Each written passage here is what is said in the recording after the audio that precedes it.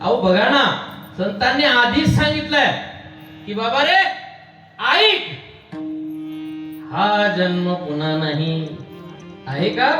तुकोबाराज म्हणतात ना, जन्म नाही रे तू का म्हणे माझी भाग, हा जन्म पुन्हा नाही बाबा. बरं मिळतोय तो सहज नाही, बरं सहज नाही की आमच्या सोमवारी बाजारात जायचा मिळणार नाही. भगवंत सांगतात दुर्लभ मनुष्य देहो देहिणाम क्षणभंगुरा तत्रापि दुर्लभ म्हणणे वैकुंठ प्रिय दर्शनम. अरे बाबा हा कसा आहे, अति दुर्लभ आहे. दुर्लभ मनुष्य देह, काय वाटतं महाराजांनी सांगितलं दुर्लभ आहे हा देह. महाराज कसा दुर्लभ आहे? मग हा सहज नाही ना. हा सहज कसा नाही? तर तुकोबाराय म्हणतात, आधी करून संपूर्ण संत सांगतात अरे या देहात येण्यासाठी काहीतरी अशी कारण मीमांसा आहे. ती कारण अगोदर बघू आपण. या देहाला यायचं पहिलं कारण म्हणजे आपलं पाप. आपल्या पापामुळे सुद्धा हा जन्म आपल्याला मिळतो. माझ्यावर तोंडोचं नाही सांगत बरं. पाप पुण्य करून जन्म येतो प्राणी.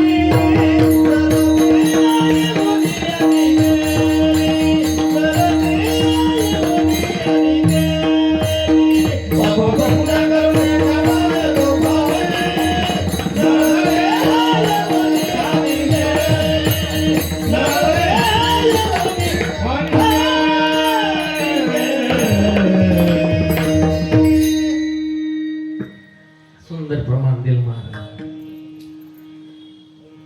त्याला दुसरं एक प्रमाण आहे. दुसरं प्रमाण असं आहे, जन्मा येणे घडे पातकाचे मूळ. जन्माला यायला पहिलं कारण म्हणजे आपलं पाप आहे. दुसरं कारण नाथ बाबा सांगतात वासनेपोटी सुद्धा आपल्याला जन्म आहे. वासनेच्या संगे जन्म घेणे लागे. वासनेमुळे सुद्धा आपल्याला जन्म आहे. कारण ही वासना एवढी बलवत्तर आहे महाराज, एवढी बलवत्तर आहे, हिच्या पुढे कुणाचं चालत नाही. कारण मनुष्य म्हातारा होतो, वासना होत नाही. शास्त्र सांगते तृष्णा न जीर्णा वयमेव जीर्ण. तृष्णा कधी जीर्ण होऊच शकत नाही. कारण आशा कुणाची संपली, बरोबर की? आशायम परमम दुःख. जीवनात आशा असेल तर दुःखाची कमी नाही. जीवनातली आशा वगळली सुखाला तोटा नाही. सुजी आशा चंद्र सर्व सुखाची आशा चंद्र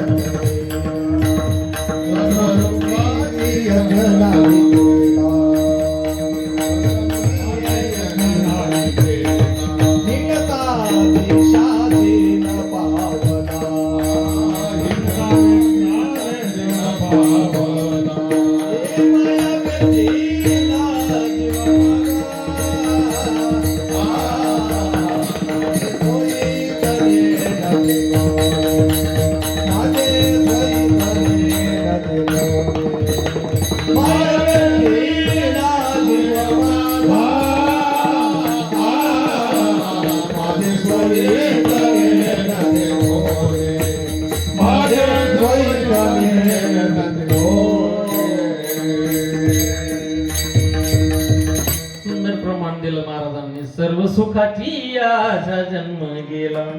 क्षण एक मुक्ती यज्ञ नाही केला. हिंडता दिशा क्षण पावला. माया वेष्टीला जीव माझा का माझे स्वीत नेणती. कोणी सांगायचा मुद्दा असा आहे, जीवनात आशा बाकी असेल तर मात्र दुःखाला तोटा नाही. म्हणून बाबा वासना न जीर्णा वैमेव जीर्णा. वासनेपोटी जन्म घ्यावा लागतो. यासाठी मोठं उदाहरण दिग्दर्शन असं आलंय, ते भागवतात आलेलं आहे. आणि भागवतात आपण सगळे जाणून आहात. भागवतात एका स्कंदात असं सांगितलं गेलं आहे की या संपूर्ण आपल्या देशाला ज्यांच्यामुळे नाव आपल्याला प्राप्त झालं ते जड भरत राजा. जड भरत. भागवतात जड भरताचंच वर्णन आहे. ते जडभरत राजाची कहाणी जवळजवळ सगळ्यांना ज्ञात आहे. आजच्या फक्त आपल्याला ओघाला आलं म्हणून घ्यायचे.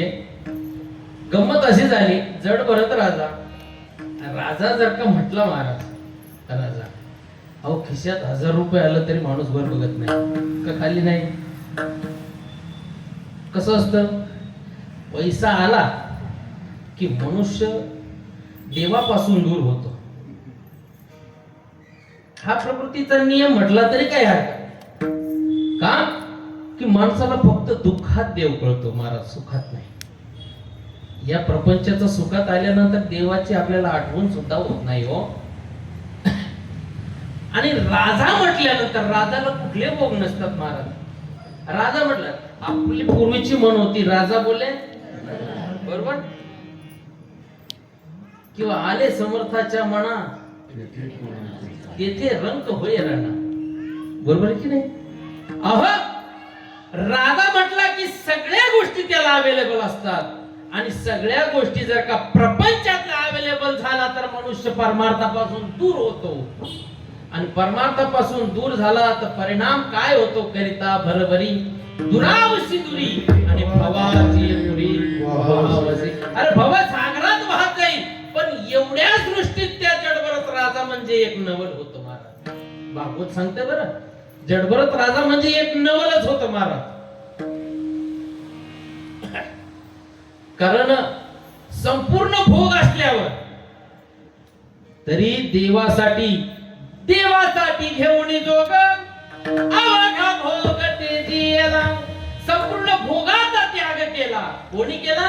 जडभरत राजांनी. आणि देवासाठी घेऊन जोग घेतला. आणि कुठे निघाला महाराज? अरण्यात निघाले. अरण्यात गेल्यानंतर आपल्याला सगळ्या कथाभाग माहिती आहे. त्यांच्याजवळ एक हरणाचं पाडस आलं. कसं आलं आपल्याला सगळ्याला कथाभाग वेळ नाही आपल्याकडे. परिणाम देहावसान होणार आहे. अंतकाळ जवळ आला. आता हा देह टाकायचा आहे. हा देह आता टाकायचा आहे.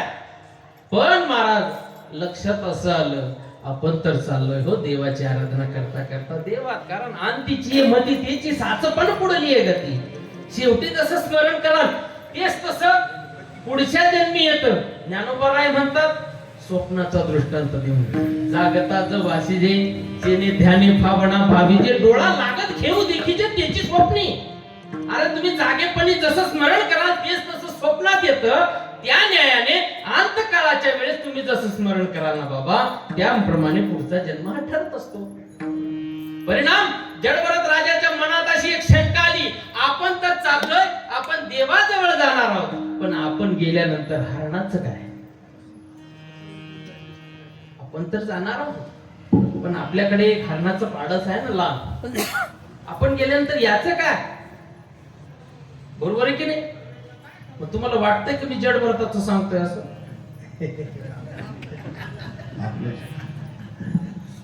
मला असं वाटत होतं राकेश दादा आमच्या रामवाडीचीच हुशार, मालेगावची सुद्धा. तुम्हाला वाटतं की मी जडभरतात सांगतोय? अहो हे सगळे जडभरतच आहे. घेत जाऊ दे महाराज, हे देह ठेवायचा. शेवटी खूप तज्ञ माणसं बसलेले असतात बरं त्याला, जे सांभाळतात.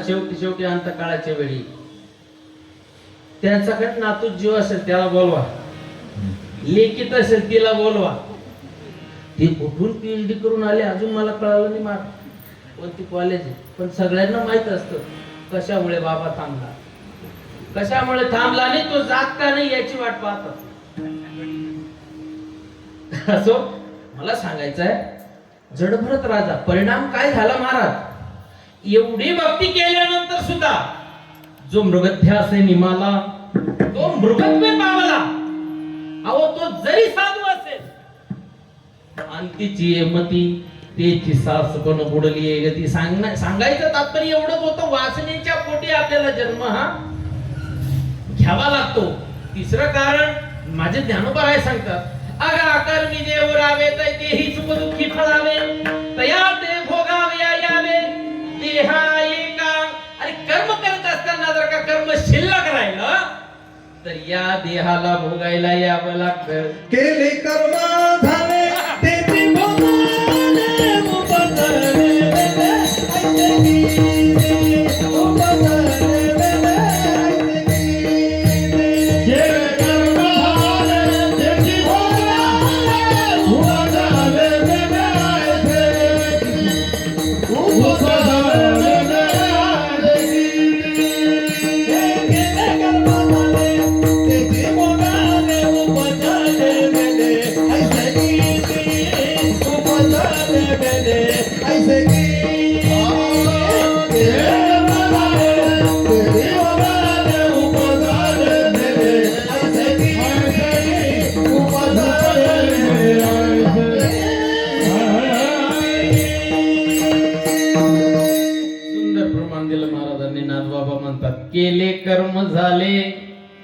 तेच भोगा आले उपजले मेले ऐसे किती. अहो जसं कराल त्याप्रमाणे भराल. या न्यायाने केले कर्म झाले किंवा आगा कर्मे जे उरावे तै तेही सुखदुःखी फळावे तया ते भोगावे यावे देहा एका या देहाला. म्हणजे मला फक्त जन्माला यायचं कारण सांगायचं आहे. ही कारण जन्माला यायची ठरलीत. हो पण जन्म हा सहज नाही. मी आधीच बोलून गेलो दुर्लभ मनुष्य देह. माझे तुकोबाराय सांगतात नुसता दुर्लभ नाही. किती दुर्लभ आहे तुम्हाला सांगू का. पावलो हा देह कागटाळी न्याय नगडो उपाय घडवाले. कागटाळी न्याय कावळ्याचा न्याय माहिती तुम्हाला. ऐका कावळ्याचा न्याय कसा असतो महाराज. कावळा असा हा पक्षी आहे ज्या पक्षाला एकच डोळा असतो. बरोबर आहे का कृष्ण महाराज. बरोबर नाही. आपला संबंध झाला नाही अजून. यांना विचारायचं ना हे सांगतील बरोबर. एकच डोळ्याचा आहे. एकच डोळ्याचा. पण एक डोळ्याचा असून सुद्धा दोन डोळ्यावाल्याला जमू देत नाही. म्हणून त्याला कावळा म्हणतात. आणि तो कोणाच्या हाती येत नाही आणि दहाव्याला त्याच्याशिवाय जमत नाही. तेव्हा तो लागतोच. तो कोबराय म्हणतात अरे तो कावळा कोणाच्या हाती येत नाही. येतो का नाही येत. पण तुकोबाराय म्हणतात की बाबा तो आंधळ्याच्या हाती मिळाला. डोळसाच्या नाही आंधळ्याच्या हाती मिळाला. शक्य का. शक्य का नाही ना. मिळाला तर अनावधानाने तशा प्रकारे जन्म मिळाला. बरं मिळतच नव्हता का. अहो पहाटे काकड्यात म्हणतो की नाही आपण 84 लक्ष योनी फिरता दुःख भोगिले ज्ञान दृष्टी हरपली दोन्ही नेत्र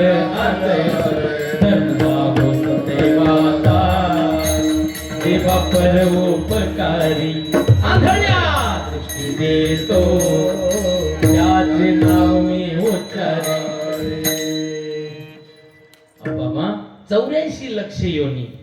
आणि यांचं गणितच वेगळंय महाराज. यांचं गणित असं वेगळंय.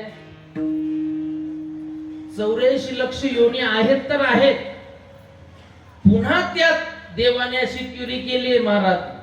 एक एक योनी कोटी कोटी फेरा.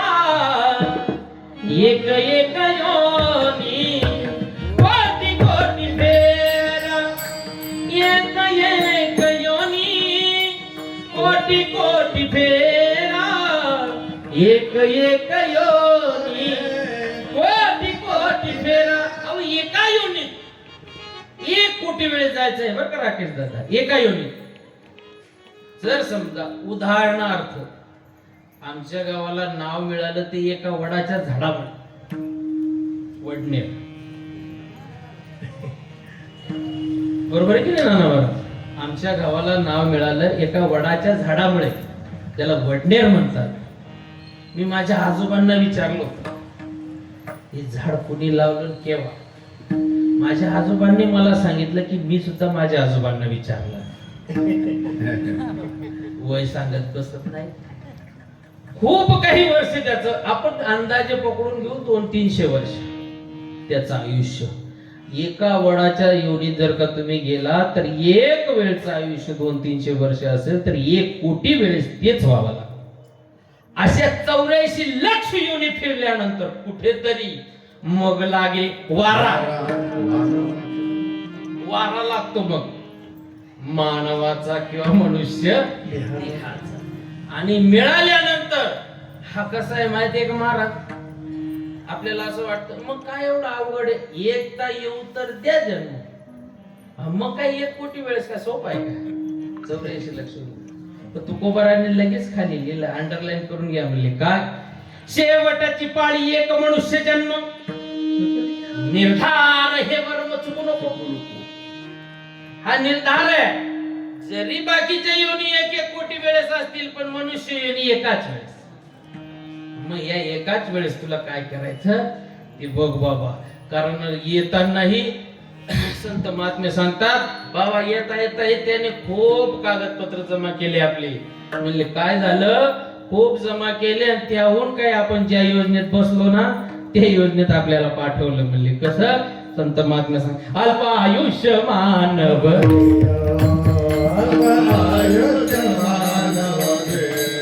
हे शत गणिले ते अर्ध रात्र खाय, शत गणिले ते अर्ध रात्र खाय, मध्ये बाल व पीडा रोग क्षय, मध्ये बाल व पीडा रोग क्षय, काय भजनाचे उरल ते पाहेगा, राम राम स्मरा पावे, राम राम स्मरा पावे, काय भजनाचे उरल ते पाहेगा, राम राम स्मरा, राम राम स्मरा. अल्प आयुष्य मानव देहा,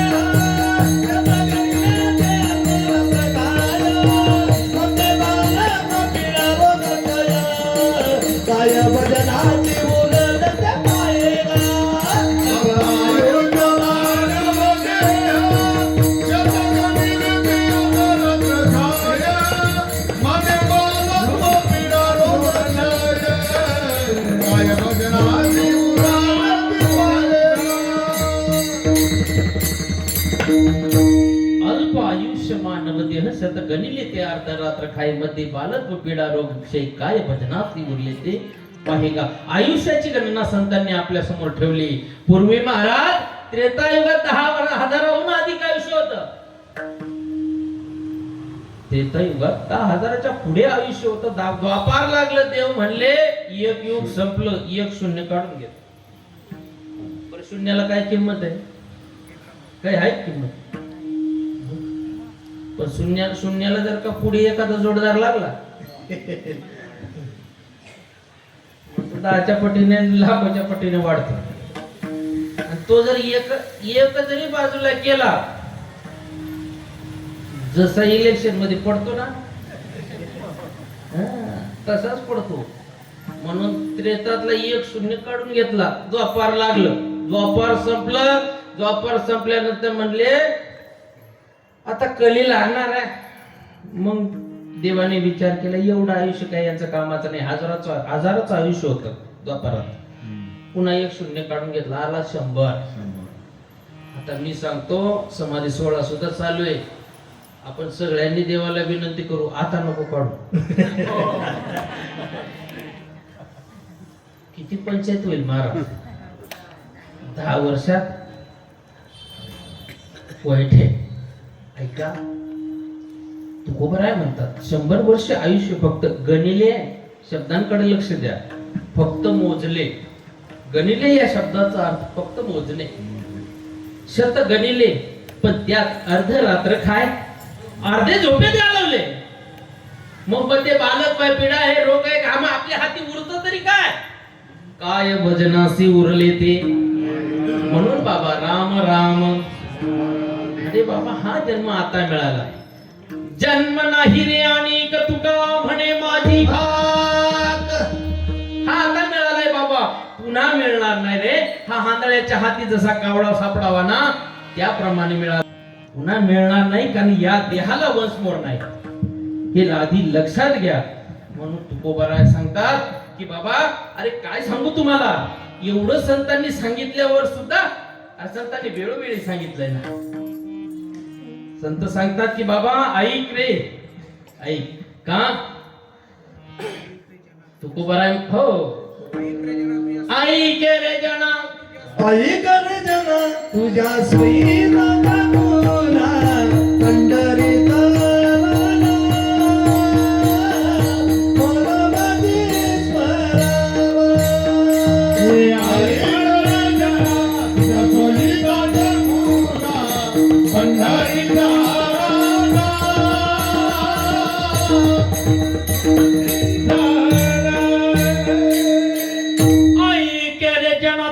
हिताच्या खुणा पंढरीचा राणा म्हणा माझी स्मरावा.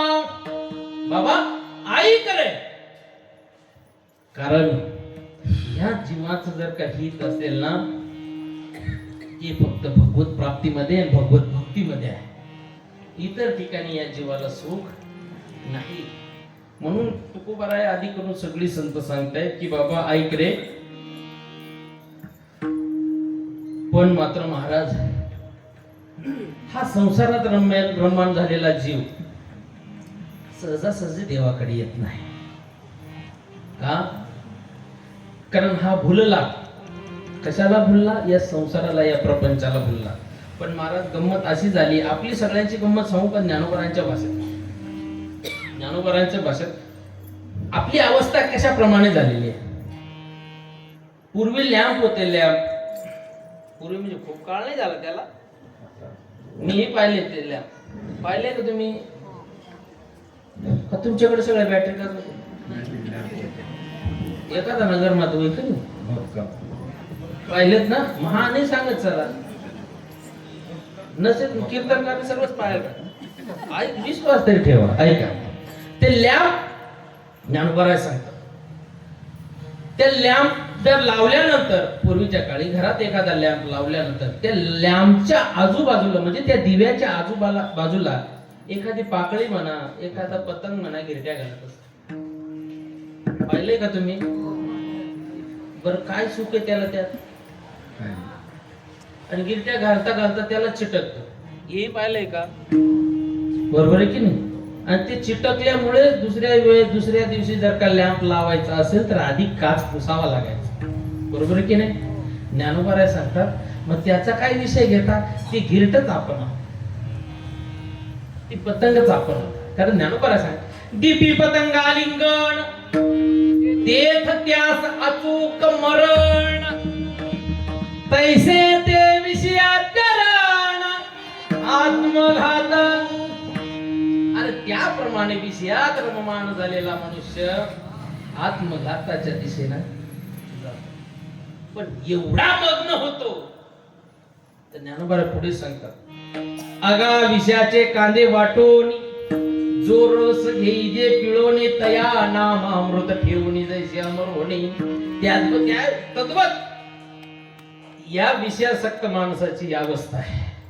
बाबा विषय फार, हे विषय तरीचे वाद, त्या विषयाकडे मला जायचं नाही. आपला विषय पाहणे, विषय भरकट आहे. म्हणून मला सांगायचंय का, या संसार सागरात, या प्रपंचात रममाण झाल्यानंतर फायदा काय? फायदा काहीच नाहीये महाराज. कारण संसार कशाला म्हणतात, प्रपंच कशाला म्हणतात? जे नाही आहे त्याला संसार, जे नाही त्याला संसार. का? की संसारात अहो ज्ञानोबराने सांगितलं ना, आधी भगवंताने सांगितलं. गीतेचा 15वा अध्याय, पहिला श्लोक, ऊर्ध्वमूलधशाश्वस्तं प्रावृत्य छंदसे सपर्णानि यस्तं वेद स वेदविद. का? की ज्याच्या मुळ्यावर आहे आणि पानं फांद्या खाली आहे असं झाड पाहिलंय का? असेल का? तरी आपण खरं म्हणतो याला संसार. झाडच नाही ते. ऊर्ध्वमूल, वर मुळ्या आणि खाली फांद्या असू शकत नाही. हे ज्ञानोबराने सांगितलं ते नाही आहे, आणि जे आहे म्हणतात ते संसारात रममाण. म्हणून बाबा हा संसार असं झाड आहे महाराज, याला फळही येत नाही, याला फुलही येत नाही. आपल्या भाषेत सांगू, याला वांझोट म्हणतात. माझी भाषा नाही, ज्ञानोबराची भाषा आहे. ये या फळ ना चुंबिता, फुल ना तुरंबिता, जो काही पंडू सुद्धा रुखुची. हा रुखू म्हणजे वांझोटा. आणि या झाडाला, या संसार रूपी झाडाला कुठलीच फळ नाही, फुलही येत नाही. आणि त्याच्या मागे आपण पळणं म्हणजे आपली फसगत झाल्याशिवाय राहणार नाही. विठाला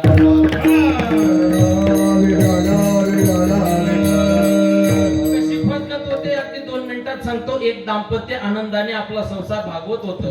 दररोजचा दिनक्रम, कोणी आल्यानंतर, कोणी आपल्या घरी पाहुणा आल्यानंतर त्या बाईने उठावं, दुसऱ्याच्या घरी जावं, त्या ताईला सांगावं मला थोडं दूध हवंय. म्हणले का? की आमच्या घरी पाहुणे आलेत, मला चहा ठेवायचा आहे, त्यांना जलपान करायचं आहे, म्हणून मला थोडं दूध हवंय. असे बरेच दिवस गेल्यानंतर ती आपल्या पतीला सांगते, किती दिवस दुसऱ्याकडे मागायचं? आपल्याही घरी हवा. पण महाराज, गंमत अशी असते की ह्या जगात तुकडोजी महाराज सांगतात, पैशाविन संसार चालत नाही. बरोबर आहे की नाही? जसं भक्ती विना देव दिसत नाही, पण पैशाविन संसार चालत नाही. सांगा मी कोणता मार्ग धरू, सांगा मी काय करू. अहो त्यालाही प्रश्न पडला, पण हातात पैसे नाही, आणायचे कुठून? तिने सांगितले काही करा, पण एखादी म्हैस गाय काहीतरी खरेदी करा. पत्नीचा आग्रह पतीने मनात घेतला. आता उद्या काही झालं तरी एखादी म्हैस गाय मी आणतो, म्हणून पती बाजारात गेला. खिशात पैसा नाही आणि गावात एवढी पत होती की त्याला कोणी रुपया उधार दिला नाही. बाजारात गेल्यानंतर दिवसभर थांबला, कोणी पैसा देत नाही, म्हणून म्हैस गाय कोणी आपल्याला घेता आली नाही. दिवस मावळला. महाराज घराकडे निघाला, पण सकाळी घरातून निघालेल्या पतीला पाहून पत्नीने काय केली, कुंभार दादाकडे गेली. 2-4 गाडगे मडके विकत घेतले, घरी आणले. घरी ठेवल्यानंतर सगळे असे मडके रांगेत ठेवले. पती घरी आले. घरी आल्यानंतर घरात प्रवेश केला. सगळी आता वातावरण खूप तापलेलं असेल, म्हणले आपण म्हैस आणली नाही, आता रागारागी होईल, हळूच जाऊन आपण घरात बोलायला सुरुवात करू म्हणले. घरात घुसल्यानंतर त्याने मडके पाहिले आणि आधी पत्नीला आवाज दिला, अगं हे मडके कशासाठी खरेदी केले, एवढे मडके का आणले? ती म्हणले, आता आपल्या घरी म्हैस आल्यानंतर दूध येईल, काही दुधाला, काही ताकाला. कारण ताक साठवून ठेवा, ताक विकता येत नाही. आताच्या काळचे लोक विकतात, तो भाग वेगळा आहे, पण पूर्वीची मंडळी ताक विकत नसत. काही ताकाला, काही दह्याला, काही तुपाला, काही घ्याला. ते म्हणले सगळं जाऊ दे, ही सगळी मडकी मी ओळखतो, ही कशा कशाला आहे, पण यातला एक मडकं मला डिस्टर्ब करतय. एक मडकं फक्त माझ्या लक्षात येत नाही, हे कशाला? म्हणले का की आता अक्षय तृतीया नाही, कारण अक्षय तृतीच्या वेळेस घागरीवर जे ठेवलं जातं छोट मडकं, ती का आणलं असेल? आता अक्षय तृतीया नाही, बरं आता घट बसवायचे नाही, तेव्हाही लागतं ते. नाही तर घरात कोणी आजोबा आजी राहिल्यावर लागतं, ज्यांच्याकडे असतील त्यांना माहित असेल. बाईल म्हणी खर भरता तरी बरी नाशी येले घरी कोणी, त्यासाठी लागतं म्हणले. आणि नाही तर हे मडकं घरी आणलं की गर्दी आपल्या दारात येते. म्हणले का बरं? ते मडकं केव्हा लागतं माहितीये का? तो दिशा दर्शक चालतो माहितीये तुम्हाला, दूर दाखवत, यत्र यत्र धूम होता तत्र वन्नी.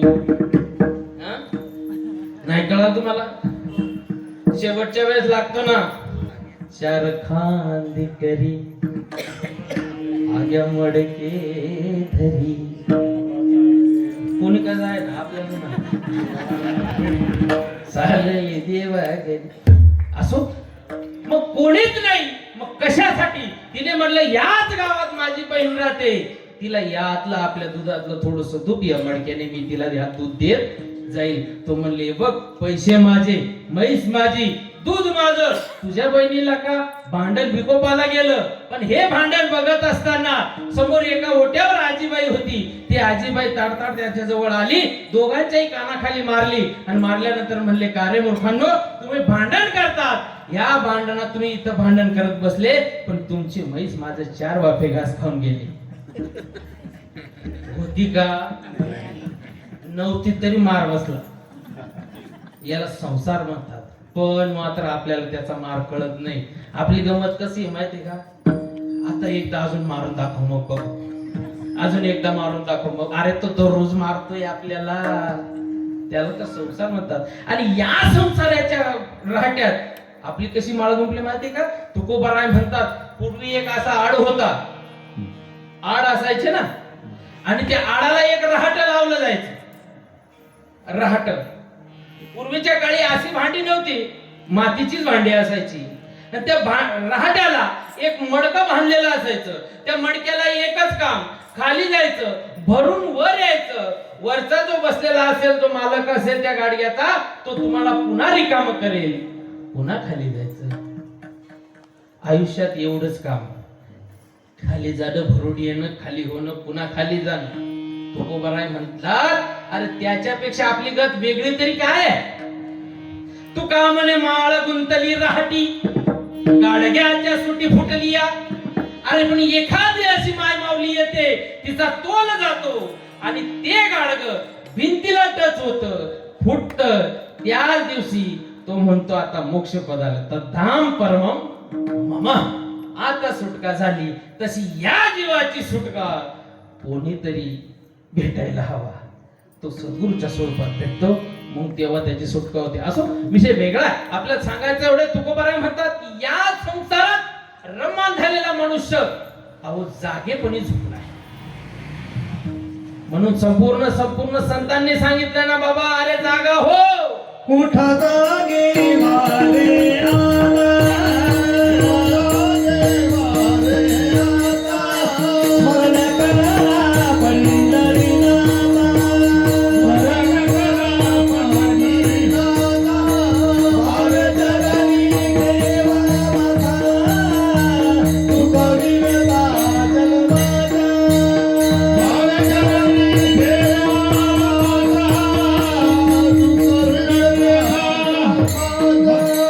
जागे वारे आता, स्मरण करा पंढरीनाथा, भारतरणी देवा माझा, तुका विवेला जन्माचा, उठा जागे वारे आता, स्मरण करा पंढरीनाथा, भारतरणी देवा माझा, तुका विवेला जन्माचा.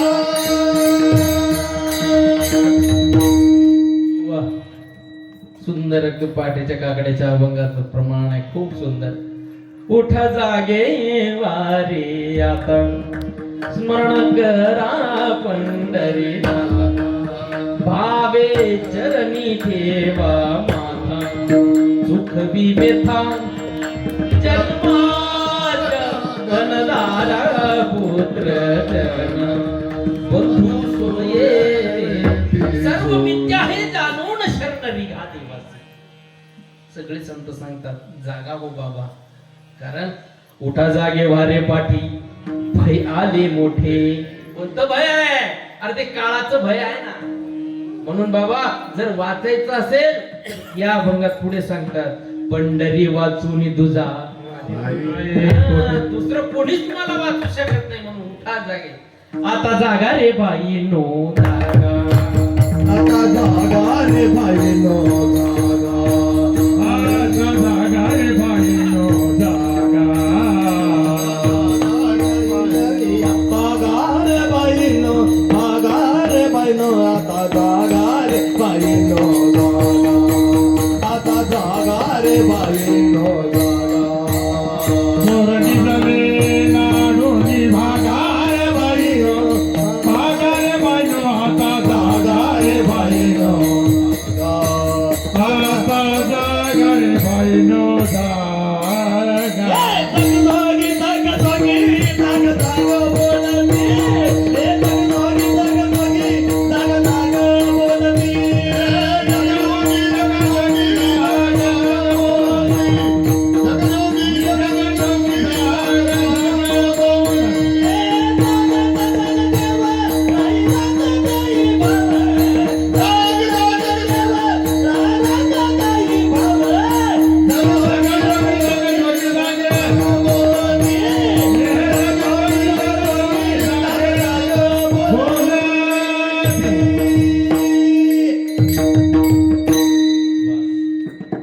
असे जर कॉप्या राहिल्या ना महाराज, बिना अभ्यासाचा पेपर पास होईल महाराज. बरोबर आहे की? जग जोगी जाग जाग बोलती. अरे जागे बाबा, सुंदर प्रमाण आहे. 2-3 प्रमाण अगदी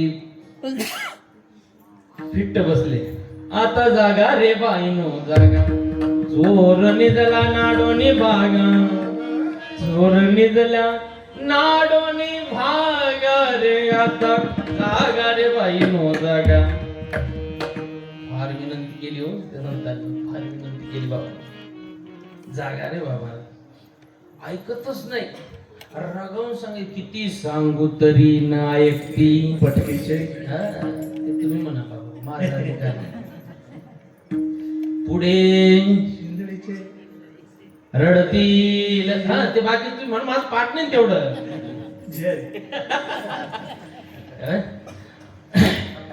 तुकोबाराय म्हणतात अरे रागावून सांगितलं बरं ठणकावून सांगितलं खूप मोठ्या शिवाय आहेत बरे या माझा अधिकार नाही म्हणून फक्त सांगत नाही नाही नाथबाबाच्या अजून वेगळा कॉलम आहे वा चांगला पाठ आहे हरी नाही मुखाशी ते नाथबाबांनीच म्हणावं महाराज आपली योग्यता नाही बरोबर आहे की नाही म्हणून म्हणत नाही मी नाहीतर नाथबाबांचं काय सांगावं महाराज एवढं खडसावून सांगितलं ना पण तरी नाही. आता याच अभंगात बघा ना आता नका रे भाई नका रे आहे गाठी ते लुटवू लोका रे आहे गाठी ते लुटवू लोका आता जागा रे भाई नो जागा अरे बाबा गाठी म्हणजे काय आयुष्य ही मिळालेलं आयुष्य आता लुटू नका याचं माथेर आयुष्यात आहे पहा कानात पडते माय हा स्वारी दाता बोलवा जानीला प्रियरी आयुष्यात आहे पहा कानात पडते पहा स्वारी दाता बोलवा जानीला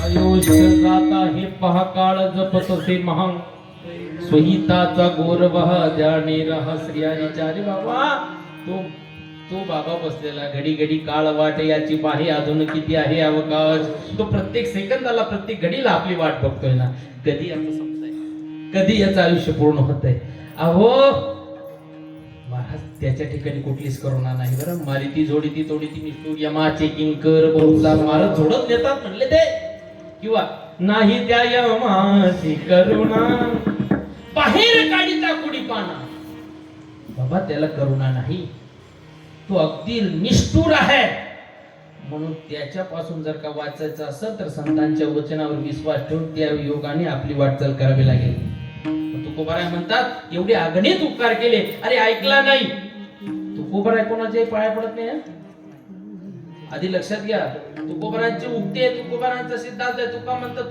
तुकोबाराय सांगतात तुका करी प्रणिपात दंडवत आचार्य कोणालाही पाया पडणार नाही जो आचार्य असेल त्याच्या पाया पडेल हे तुकोबारायचं ब्रीद असल्यानंतर सुद्धा या सर्वसामान्य जगाला तुकोबाराय सांगतात सगळाच्या पाया माझे दंडवत सगळ्याच्या पाया माझे दंडवत सगळाच्या पाया माझे दंडवत सगळ्याच्या पाया माझे दंडवत आपुलारे तीर्थ शोध करा आपुलारे हित चंद्र करा आपुलारे हित चंद्र करा सगळाच्या पाया माझे दंडवत अहो पायावर डोकं ठेवलं तुकोबारायांनी कशासाठी फक्त महाराज आपली योग्यता नाही पण तुकोबारायांच्या मनात कुठला भाव होता वात्सल्य भाव होता बुडत हे जानन देखेवे डोळा येतो कळवळा म्हणून या अरे हे जग बुडताना दिसतंय संतांना म्हणून संत सांगतायत बाबा अरे ऐका बाबा कारण ऐशी कळवळ्याची जाती करी लाभाविन प्रीती अशी संतांची जात आहे म्हणून तुकोबाराय म्हणतात या संतांनी या जगावर एवढे अगणित उपकार केले आणि सोपे हे साधन अगदी सोपं साधन टाकून घ्या लाभ येतो घरा वाचेसी उच्चारा राम हरी म्हणून तुकोबाराय म्हणतात अरे या झोपलेल्या जगाला माझ्या संतांनी जाग केलंय म्हणून या संतांचे अहो असे किती उपकार सांगू माझं तुकोबाराय पहिलं चरण सांग काय सांगू आता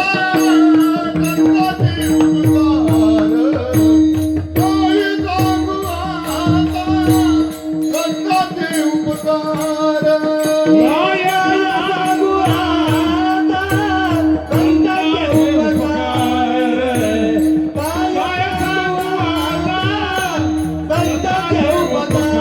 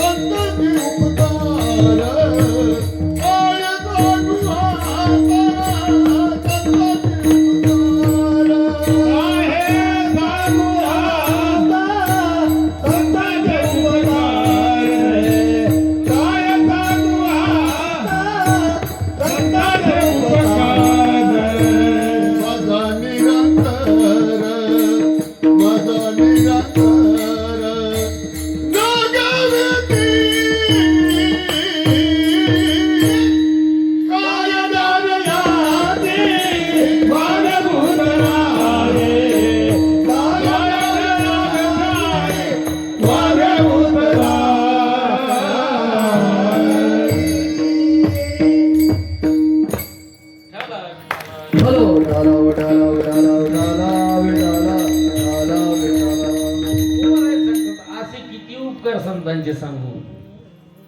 म्हणून बाबा काय सांगू आता न पुरे ही वाणी. अरे बाबा काय त्याचे उपकार सांगू मी. कितीही दिवस त्या संतांच्या उपकार सांगत बसलो ना महाराज तरी त्याचे उपकार कमी होणार नाही, संपणार नाही. एवढे अगणित असे संतांचे उपकार आहेत. तुकोबाराय म्हणतात मज निरंतर जागविती. जाग केलंय म्हणले जाग. आपण आधीच प्रमाण पाहिले. आता जागा रे बाई नो जागा. किंवा तुकोबाराय म्हणतात की या संतांनी मला सांगितलं. स्वतःची अवस्था मांडत असताना तुकोबाराय म्हणतात मी सुद्धा जागा नव्हतो, मी सुद्धा सावध नव्हतो, पण आता सावध झालो, सावध झालो, सावध झालो. आलो हरीच्या जागरणा. हरीच्या आलो जागरणा. सावध झालो, मी सावध नव्हतो, सावध झालो. का झालो? संतांनी सांगितलं म्हणून मी सावध झालो. हरीच्या आलो जागरणा. महाराज जय जयकार करत तसे आपल्याला प्रमाण तेवढंच पाहिजे होतं. ऐका मग का हो तुकोबाराय प्रश्न असा पडतो. तुम्ही म्हणतात संतांनी खूप उपकार केले, खूप उपकार केले. मग या जगात तेवढंच आहे का उपकार करण्यासाठी? बाकीचे कोणीच केलं नाही का? तुकोबाराय म्हणतात की केलेच असतील, शंका नाकारत नाही, केले असतील, पण संतांनी एवढे नाही. संतांच्या उपमेला एकही पुरेसा असा दुसऱ्याचा उपकार नाही. का? आपण दोन चार गोष्टी बघू. अहो तुकोबाराय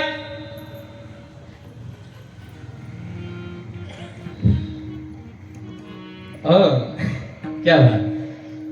बाबा या जगावर उपकार करण्यासाठी भरपूर अशा गोष्टी आहेत ना. गंगा आपल्यावर उपकार करते की नाही? आता जी गंगा आपल्याला सगळ्यात जवळची गंगा सांगू का? आपली गिरणा माई. बरोबर की नाही? ती गोदावरी, ती काशीची नाशिकची फार दूर पडेल. ती गिरणा जवळ आहे आपल्याला. काय तिचा काही हेतू आहे का महाराज? मला सांगा काही हेतू आहे का तिचा? नाही. अहो उपकारच करत चालते ना ती.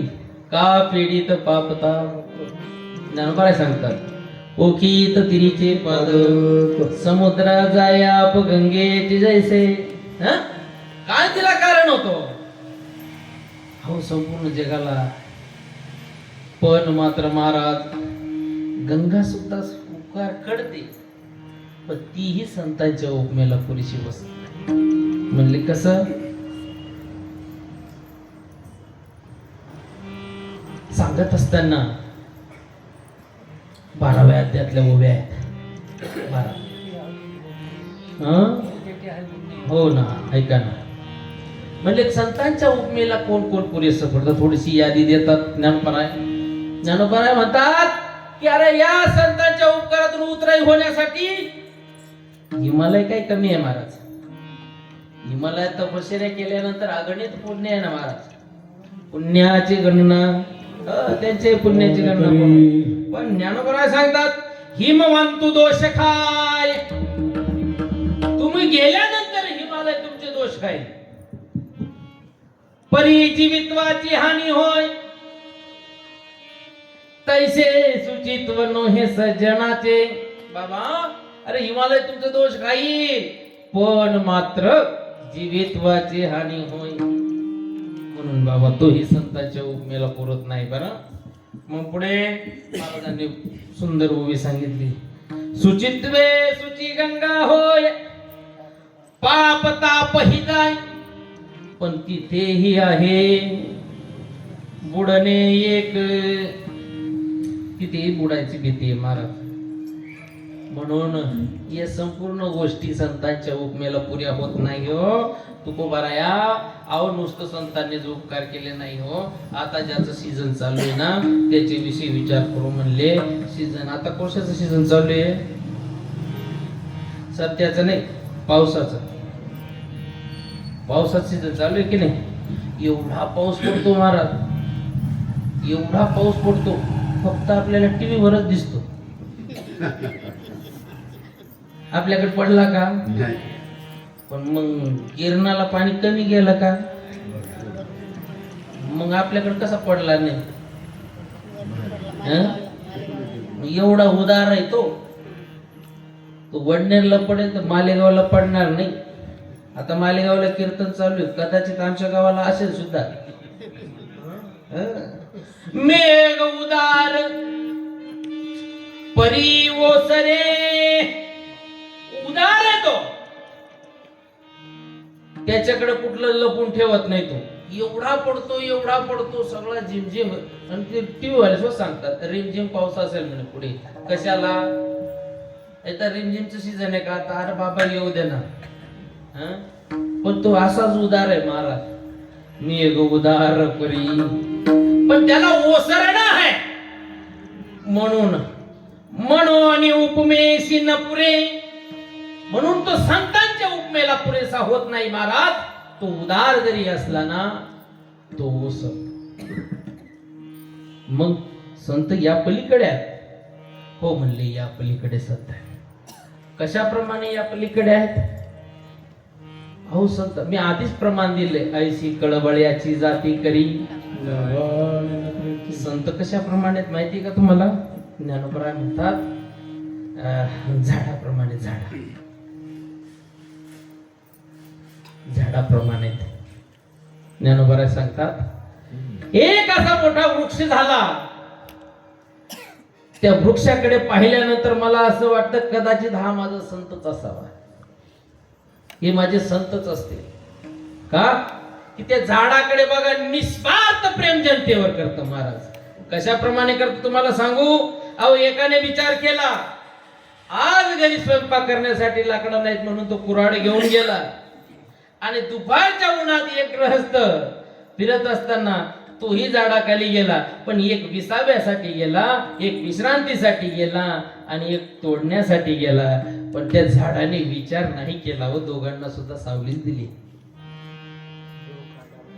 क्या बात.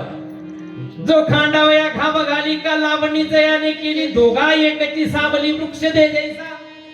अरे बाबा, जो तोडण्यासाठी गेला त्यालाही सावली, आणि ज्याने लावणी केली म्हणजे ज्याने ते वृक्ष लावला ना त्यालाही सावली. ही माझ्या संतांची देण आहे. म्हणून उपमेशी न पुरे, म्हणून हा मेघ सुद्धा पुरत नाही. म्हणून बाबा अहो मग एवढंच आहे का? म्हणले नाही. माझे संत जे देतात ना या जगात कोणीच देऊ शकत नाही. मग महाराज नेमकं काय देतात तुमचे संत?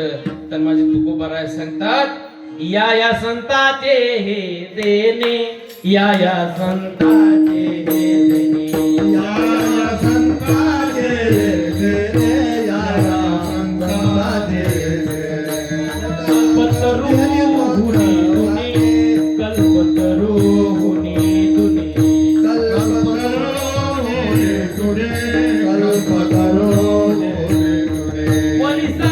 परिसा गाद देणे, चिंतामणी ठेवना.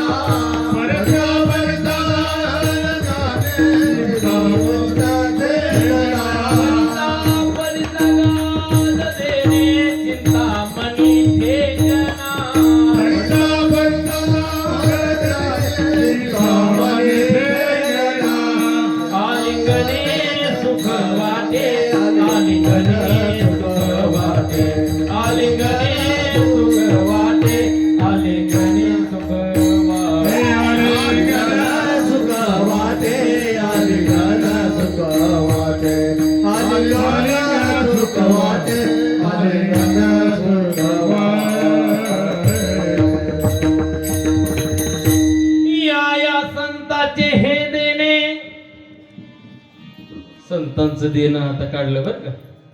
आतापर्यंत आपण या गोष्टी पाहिल्या.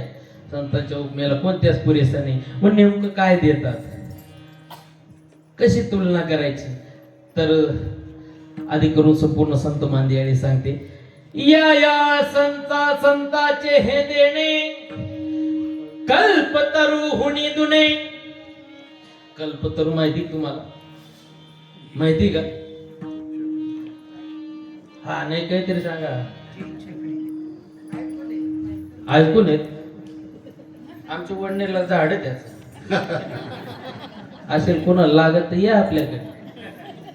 म्हणले कसं अहो कल्पतरू आपण ऐकूनच ठेवायचं, ते इथं नाही. त्याचा पत्ता मी जाता जाता सांगून जाईल, मला माहिती आहे. खुश आहे? आधी सांगू का पत्ता? ते स्वर्गात आहे. हो माझं तोंडाचं नाही सांगतो. तिथे काय आहे? गंधर्वाचं गायन आहे, कल्पवृक्षाच्या बागा आहेत, कामधेनूची कल्प आहेत. कुठे आहे ते पुण्यमासाद्य सुरेंद्र लोक नश्नंती दिव्यान दिव्य भोगान. अरे सगळी दिव्य भोग तिथे आहे, आपण फक्त वाचायचे. इथं कल्पतरू नाही. पण कसं आहे कल्पतरू हे सांगतो मी. माझे तुकोबाराय म्हणतात, अरे कल्पतरू कुणाला म्हणावं? तुका म्हणे आम्ही जी जी इच्छा करू ते ते कल्पतरू पुरविता. याला कल्पतरू म्हणतात बरं का. कल्पतरू खाली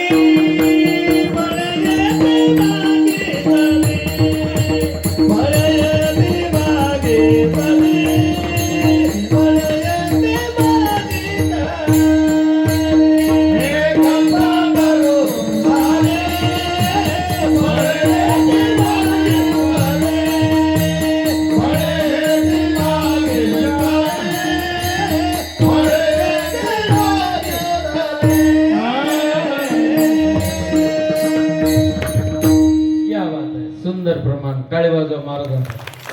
वा.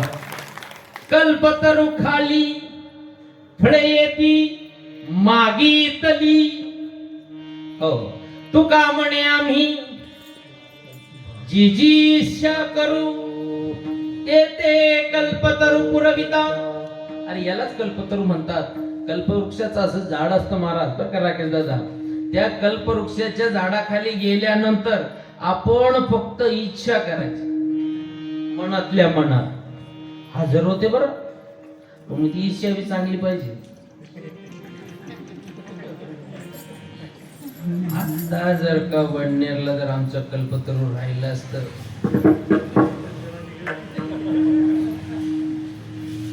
जर राहिला असता कल्पतरू, गावोगाव किती का सांगेल ना, पण आमच्या इथला एकही कुवारा ठेवला ना. कारण तिथं मागेल ते मिळत ना महाराज. कल्पतरू खाली बसल्या फळे येते मागीतली. तुम्ही जी इच्छा कराल. एकाने इच्छा केली म्हणले बाबा या कल्पतरू खाली काय सांगावं म्हणले. खूप दिवस झालो पायी पायी फिरतोय. एखादी ऑडी म्हणा फॉर्च्युनर म्हणा पाहिजे होती. मग कमी कशाला घेऊ? माझ्याकडे स्विफ्ट आहे. मग थोडस पुढचंच पाहू बा. असं फॉर्च्युनर आहे, ऑडी बिडू पाहिजे होती बा. असं त्या सेकंदात फॉर्च्युनर तयार झाली. आता म्हणले ही कम्प्युटर गाडी आहे, ही आपल्याला चालवता येणार नाही. एखादा ड्रायव्हर सुद्धा पाहिजे होता. देवा सगळं दिलं, मग ड्रायव्हर सुद्धा दे. आता तो देव आहे महाराज, त्याने सगळी कामं केली. अर्जुनाची घोडी धुतली अनंते. बरोबर की नाही? सारथी झाला ना माझा देव. त्याप्रमाणे हो त्या मिनिटात ड्रायव्हर सुद्धा आला. मग आता यांनी शांत बसावं. गाडी मिळाली, ड्रायव्हर मिळाला. आता फक्त गाडीत बसून फिरायचं आहे. म्हणले बाप गाडी तर मिळाली, ड्रायव्हरही मिळाला, पण या भाऊचा ना आपला काही परिचय नाही. हा का पुढे जाऊन ठोकून देईल. आणि कल्पतरू खाली फळे येते जी जी इच्छा करू ते ते कल्पतरू. तुकोबराय म्हणतात कल्पतरू तळवटी बैसोनी झोडिया देत असे गाठी. ऐसा कर्मदरिद्री सुद्धा असतात काही. अरे कल्पतरू खाली बसल्यानंतर काय विचारलं पाहिजे त्याला? काही मी उधार पावे, उधार पावे,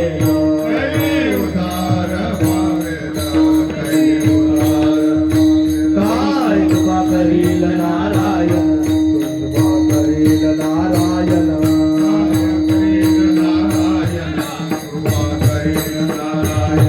ऐसे तुम्ही सांगा संत जन, ऐसे तुम्ही सांगा संत जन, ऐसे तुम्ही सांगा संत जन, ऐसे तुम्ही सांगा संत जन.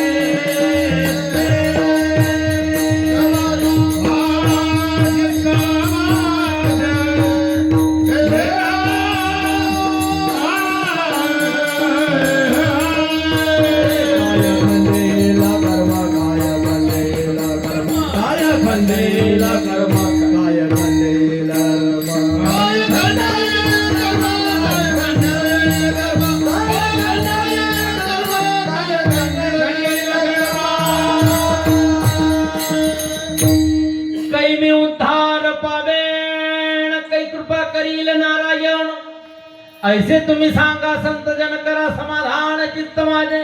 अहो अशा काही कल्पना केल्या पाहिजे का की तो पुरवण्यासाठीच बसलेला आहे ना महाराज. कल्पतरू खाली फळे येती मागितली कारण तो आपली इच्छा पुरी करतो याला कल्पतरू म्हणतात.